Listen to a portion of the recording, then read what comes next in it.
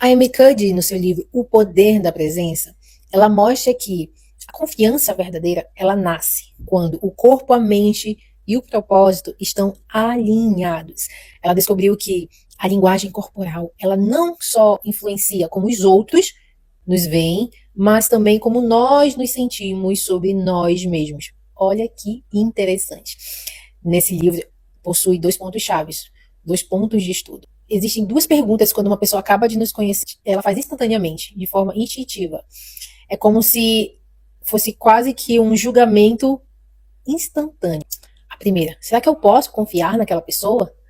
E a segunda, será que eu devo respeitar essa pessoa? Isso está muito ligado com a chamada de competência e capacidade.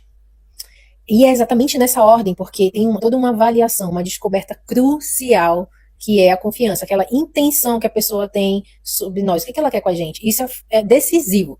Segundo a Amy, tem uma perspectiva quase que evolutiva, quase não, evolutiva e vital para a sobrevivência de alguém. Se ela é confiável, será que eu posso confiar? Será que aquele ser humano é confiável ou não? Será que ele pode me ajudar? Será que ele é competente? A competência ela é avaliada depois da confiança, exatamente nessa ordem, e acaba sendo estabelecida. Se não inspirar confiança, nem adianta, porque não vai para a segunda fase, que é a competência. Porque a pessoa pode ser vista como uma ameaça. E isso é uma armadilha, muitas das vezes, no mundo profissional, porque existem pessoas extremamente competentes, eu vou compartilhar com vocês exemplos sobre competentíssimas, inteligentes, mas acabam sendo inacessíveis, são vistas como arrogantes e acabam criando um certo afastamento. E isso é uma falha muito grande no modo confiança. E eu vou compartilhar com vocês um dos exemplos. Eu quero compartilhar com vocês um exemplo na época da faculdade de biomedicina. Nós tínhamos um professor de virologia e o currículo dele era incrível. Só que ele tinha tanto, acho que ele tinha pós-doutorado. Ele tinha tanto conhecimento, mas não conseguia passar para a turma. E aí, sempre quando alguém fazia alguma pergunta, ele até respondia, mas de uma forma que deixava o aluno constrangido. E sempre durante a aula, ele se enaltecia. Isso acabou tirando a nossa vontade de participar da aula e, de certa forma, nos tornando mais independente. A gente ficou criando grupos entre si para estudar. E um afastamento dele. É como diz no livro da Amy, pessoas competentes, incríveis, mas acabam criando um afastamento, uma figura de arrogância. E nessa mesma faculdade, nós tínhamos uma professora incrível. Acho que ela só tinha uma especialização para dar aula, né? Que é necessário. E todo o conhecimento que ela sabia, ela conseguia passar pra gente. Tanto que as notas da turma eram tipo 9, 9,5, 10. Era incrível. Ela era muito simples, humilde, transmitia, né, essa humildade.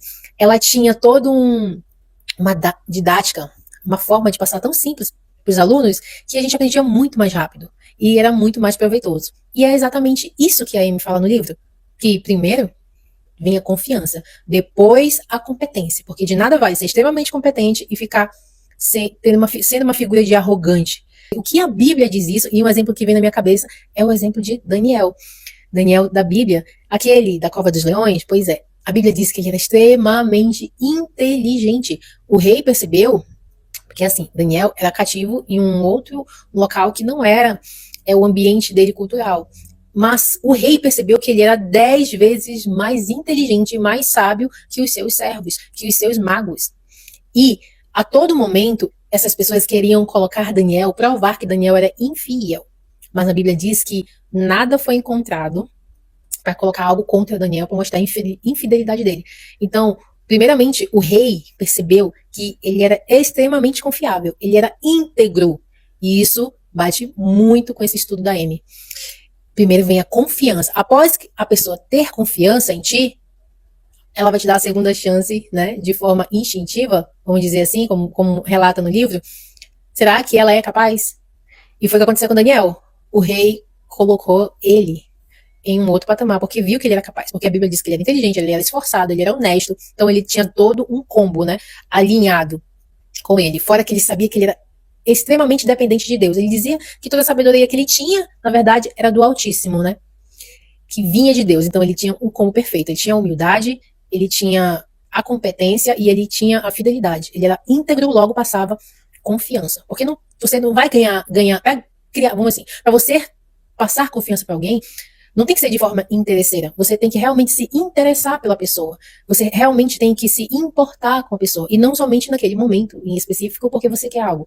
Mas realmente você tem que se importar como a pessoa se sente, realmente você tem que se importar com o que está acontecendo, né, na vida daquela pessoa. Isso você pode estar colocando em vários pontos na sua vida, ou no trabalho, amizade, relacionamento. Aí, e eu te pergunto, o que a neurociência fala sobre competência, sobre confiança? Vamos aprender? E o que a neurociência fala sobre confiança? Fala que não é um sentimento abstrato, é um estado biológico e neural. Isso mesmo. Quando confiamos em nós mesmos, ativamos áreas aqui dentro que elas acabam se alinhando e trazendo clareza. Existe um córtex chamado ventromedial, que ele equilibra o nosso cérebro, equilibra a emoção e a razão. Quando acreditamos na nossa competência, essa área do nosso cérebro diminui o medo e aumenta a clareza, fazendo a gente tomar decisões. Daniel fazia muito disso, ele usava a sabedoria. Tem um outro córtex também, chamado cingulado anterior. Ele atua dentro dessa parte emocional e na parte da empatia. É uma região que permite sermos fiéis aos nossos valores, mesmo sob pressão. Isso explica a integridade, a fidelidade de um sistema dopaminérgico. A confiança, ela ativa a liberação de dopamina, ativando os neurotransmissores da motivação. Agora a gente entende que a ciência, ela conecta o corpo e o cérebro num circuito só. O corpo, ele comunica a confiança. O cérebro acredita nesse comportamento e acaba refletindo toda vez nessa verdade. Daniel viveu isso que a Amy conta no livro, descreve no livro. Ele não fingia coragem, ele vivia em presença, compostura, fidelidade. E as suas ações combinavam com as suas palavras. Isso revelava um estado interno de confiança. Ele não buscava impressionar ninguém, mas ele buscava servir a Deus com excelência. E isso fez com que os reis os respeitassem. A neurociência chama isso de coerência neural, quando o corpo e a mente ficam em um propósito só, tudo em harmonia. E a Bíblia chama isso de integridade de coração. Meu amigo, minha amiga, se você gostou desse vídeo, foi um prazer te ter aqui. Deixa teu like, nos segue e é sempre uma satisfação. Beijos.